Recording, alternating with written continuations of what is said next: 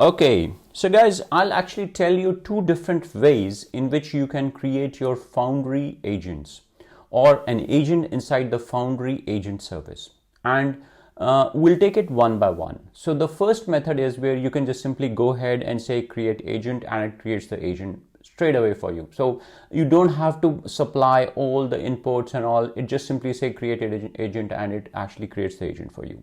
The second way is based on the model deployment. So you basically deploy a model first and then you can save it as an agent. So let's take a look how this is done.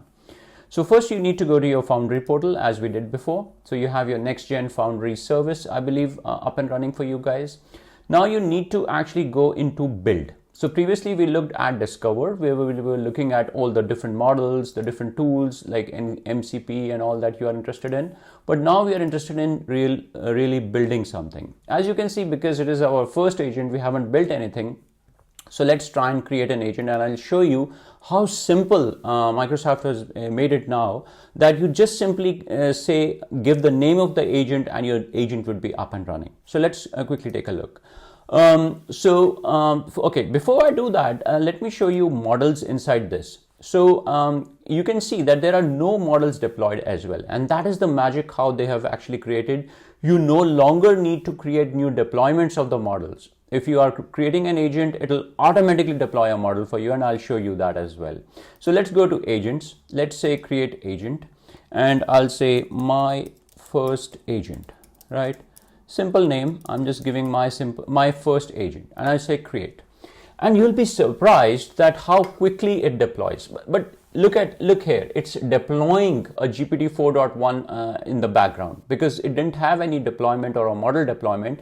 It has actually deployed a model which is GPT 4.1. You can see all the instructions are there, and you can see different tools, knowledge, memory, guardrails. We'll talk about that. But as I said, every agent will have its tools. Like what do you want the agent to do, right? You want some reasoning to be done, you want some action to be done, you want it to work with the MCP side of the things. You have the web search option, right? You can actually edit the web search option, like where you want to go for the Bing search or custom search. Then you have the knowledge, where you can actually add knowledge bases for grounding. You have memory, right? We'll talk about that in more detail. And then you can have some guardrails or security say artifacts that you can add. But for the moment, we are actually interested, as you can see, my first agent is already up and running, and I can chat with the agent, maybe say, why is the sky blue? Why is the sky blue? Right?